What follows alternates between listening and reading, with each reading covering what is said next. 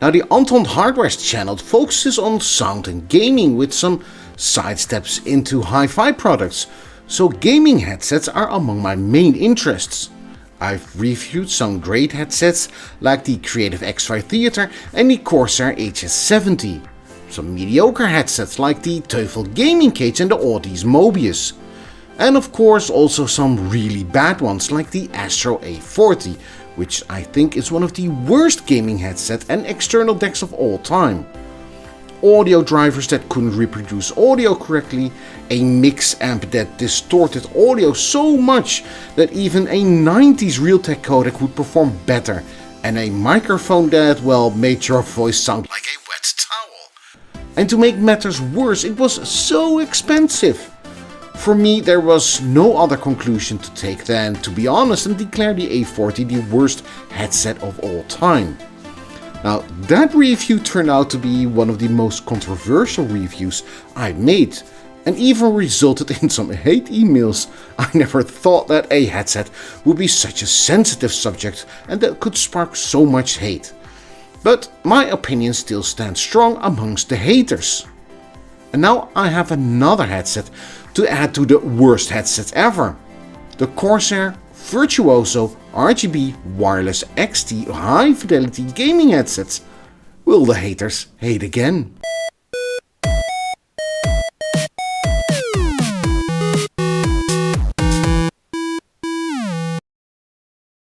Well, hello there and welcome to a new video here on Antons Hardware.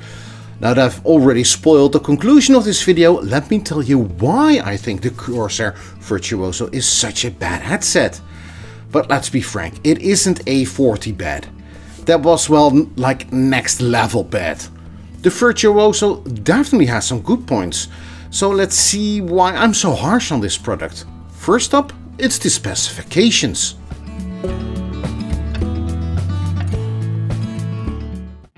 The Virtuoso will set you back a whopping €280, making this a very expensive headset. It will give you a lot of connectivity options like slipstream, USB and Bluetooth. It will also unlock the power of Dolby Atmos and DTS EX, and has of course RGB, because what's life without a bit of color? The Virtuoso has a nice frequency response, at least on paper. They say it's 20 Hz to 40 kHz, which should bring you uncompromising sound. Now, Wikipedia says that the human ear can generally hear sounds with frequencies between 20 Hz and 20 kHz. So let's say you can hear a bit more, 22 kHz? So it will no way go up to 40. But it's more likely that it's somewhere in the region of 19 to 18 kHz, because the older you get, the more deaf you will become. So claiming that it goes up to 40 kHz is useless. It's like saying this new TV is cooler than others because it will now also show you infrared or ultraviolet colors. Please, Corsair, stick to the stuff that actually makes sense. The battery life is supposed to be up to 15 hours. Now, I always love it when they say up to. You then know that this is under optimal circumstances. And when testing, I found this to be almost correct. No, absolutely not. I got 6 hours of gameplay, but this is what the RGB enabled, which wasn't measured during those optimal circumstances. The headphone sensitivity is 109 decibels, which is a nice number. It's a bit loud, but it's nice to see that it has the power to do that. Now, to achieve those 109 decibels, the headphone has drivers that are 50 millimeters, which basically means that, well, the drivers are 50 millimeters in diameter. Now, this may sound awesome, but this is the case for a lot more expensive headphone drivers. Generally, the bigger drivers tend to produce better audio, especially in the lower registers, because it has a bigger area to generate those frequencies. One more thing that got my attention is that the microphone is omnidirectional. Now again, this may sound cool, but in my experience it isn't. Omnidirectional means that it will pick up audio from every omnidirection. Now when gaming, you only want the mic to pick up the sound that emanates from your mouth, not the dog, not the TV, or let alone the wife nagging about chores. Now the last thing that caught my attention was the weight, 1.14. 1.14 what? Grams? Kilos? Or is this an imperial measurement thing? Now keep in mind that this is on the EU version of the website, not the US version. So please Corsair, the rest of the world uses the metric system. Please use it. The US has the petty distinction of not using the metric system together with 2 other countries, Liberia and Myanmar. Not something to be proud of. Okay, besides all that, the overall specifications do suggest a higher end-ish headset, but definitely not overly super high fidelity like the name implies.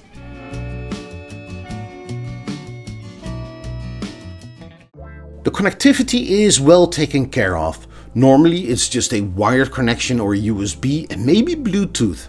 The Virtuoso has everything that you could want, including something that is called Slipstream. Now this Slipstream is basically a Bluetooth adapter, but according to Corsair, with Slipstream you have other benefits. One is reduced latency, which means that the audio is sent super fast to your headset with almost no delay. This does sound like the Qualcomm or aptX LL or low latency, but I'm not sure. Second is the intelligent frequency shift, where the best wireless frequency is constantly searched, so no hiccups are in the signal. Now, in my opinion, this is very cool. I have noticed that when using a lot of Bluetooth devices at the same time, some may not work as good as otherwise would have. Third is the range, which is higher, 60 feet for a headset. The rest of the wheels who use the correct system, which again is the metric system, this is about 20 meter-ish. I've tried this at my home and I got 50 meters, which is more than okay. There's one other big selling point, and that is that with Slipstream you have one USB dongle or wireless dongle for all wireless devices, like mice, keyboards, headsets, and I have several Corsair products. So this for me is a bonus. Second is the USB option, which you will also use the onboard codec. Quality wise, this is a better solution than Bluetooth. A cable with a 3.5mm connector can also be used. Now this way you can bypass the onboard DAC ADC. As always, I got mine second hand, but the guy I bought it from claimed that the cable was never included when he bought it, despite me showing a picture of the manual showing a 3.5mm inline controller being present. I then decided to get one from Corsair themselves for just €7.99. I could have one shipped to me, but then I would also have to pay almost €10 for shipping costs, so no. And then you have the Bluetooth option, which gives you the lowest resolution of audio, but with the added benefit that it's wireless and you do not have the Slipstream dongle operating. You can connect it to the phone if you want to.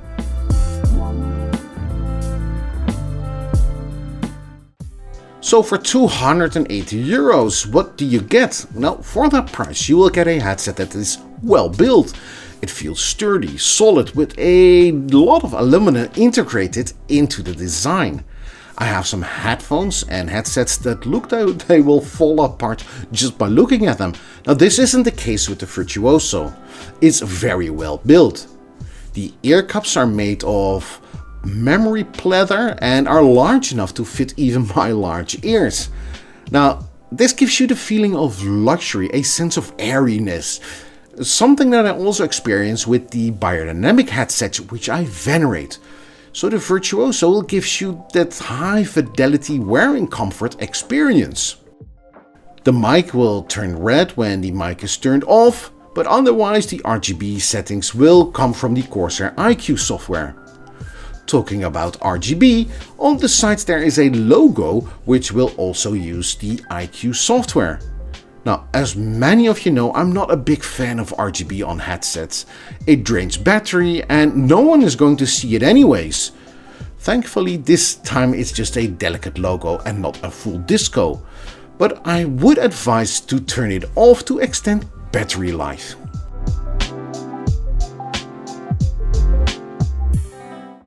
So it feels very pleasant on your head, but what does it sound like? Well, let's go over those options one by one. First is slipstream. The audio when listening to music was okay-ish. It felt uninspiring. This is mainly because the audio that is delivered is a flat 16 bits and 48 kHz. Nothing to be excited about. Now, during gaming this was okay, but when you get to the exciting bits with a lot of audio being produced, the audio gets clogged. The soundstage was nearly mono and sometimes it's just a blob of audio being produced. You can't distinguish audio sources. Second is the USB option. Now in Windows you can crank up the bitrate and the sampling frequency to 24 bits and 96 kHz. Pretty decent, and also what is considered to be high fidelity. The music sounds nice, the highs were nice, as were the middles. The bass was kind of lacking. I wasn't overly enthusiastic about it. It sounded kind of average. The overall sound stage was better than with slipstream, but still very narrow. During gaming I found the sound to be flat and again uninspiring. It was again hard to pinpoint each audio source in a 3D world. Third is the 3.5mm cable. Now for this I used the trusted Burson Audio Playmate 2, a high-end digital to analog converter, analog to digital converter with modded op-amps. In my experience one of the best of all time. Now that would surely upgrade the audio, mainly due to the fact that we're now bypassing all of the audio processing on the headset itself. The audio felt more alive with a lot better soundstage. The highs are more pleasant, the middles are nice and soft, and finally some bass started to appear. But it felt like Burson needed to drag the bass out of its hiding and didn't quite succeed. Last but not least is the Bluetooth option. Now, I'm not a big fan of Bluetooth audio via AAC or even SBC. In my humble opinion, they just can't deliver enough data to provide a wide enough soundstage and frequency range to fully appreciate audio. Now, as I said before, the Virtuoso has the ability to use aptX and aptX HD. Now, aptX itself isn't such an improvement over SBC, but aptX HD is. Sadly, my gaming rig doesn't support aptX HD, but my mobile phone does. And so I did a long listening session with my mobile phone, and when using that, the audio did improve. The highs were more pleasant again, the middles were nice and rounded, and the bass was actually a bit more present. Of all the options, the 3.5mm cable was the best option, then USB.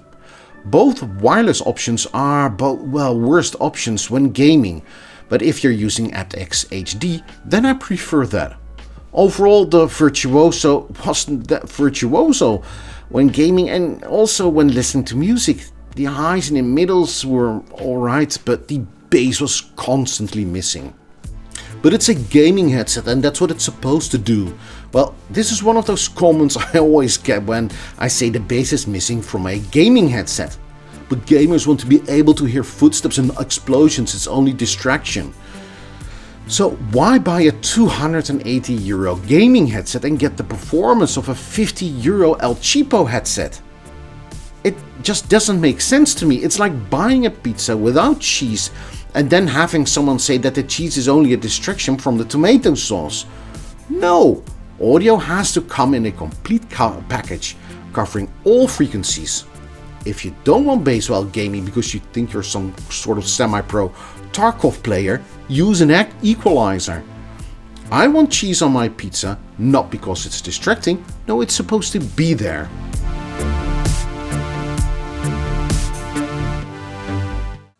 Something that I want to talk about is Dolby and DTS. Now for the older generation, Dolby was that small switch on your Walkman that could eliminate most of the background static when using cassette tapes. But since cassette tapes aren't much of a thing nowadays, they switched to digital audio, especially spatial sound and sound enhancement. It's again a lot of marketing and making it seem like it adds quality when in fact it hides the shortcomings of the headset. Also, the claim is made that it will prioritize positional accuracy for competitive gaming, which is nonsense, it just turns off any processing. The games themselves need to have this enabled for it even to work, and even though more and more games have this enabled, the list isn't that long. Not every game can make use of this, and for those games that have it enabled, it wasn't almost always clear that Atmos was used. Company of Heroes 3 is one of those games that can use Dolby, but there is no in-game setting to enable it, and it isn't clear to me that the feature is even used. Craft incoming! Damn it! They're using incendiary explosives! Take cover! In the game itself, I wasn't overwhelmed with this new standard of audio quality, so overall it may seem cool, but to me it's just a cash cow for DTS and Dolby that adds no actual quality.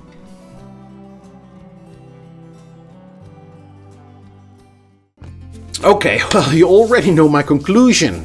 In this video I've been harsh on my American friends for using the Imperial system, complaining about Tarkov players who don't want bass, and Corsair for overhyping this headset with a lot of marketing. And I may have seemed too harsh on all of them, especially Corsair. But make no mistake, I'm a Corsair fanboy. I love the Corsair HS70. I just bought a new Corsair power supply. I have the K100 keyboard and the Nexus extension. All RGB in my computer case is handled by Corsair. So it's not like I want to bash Corsair, but I have to conclude that the Corsair Virtuoso RGB wireless XT high fidelity gaming headset just isn't worth the price, despite the possibilities that this headset has, with all the connectivity options, with all the specifications. The Virtuoso just doesn't deliver. The audio quality it delivers just doesn't warrant that kind of money. So I will definitely not recommend this headset. And at this point I would like to thank you for making it all the way to the end of this video, and I would like to see you in the next one. See you then, bye bye!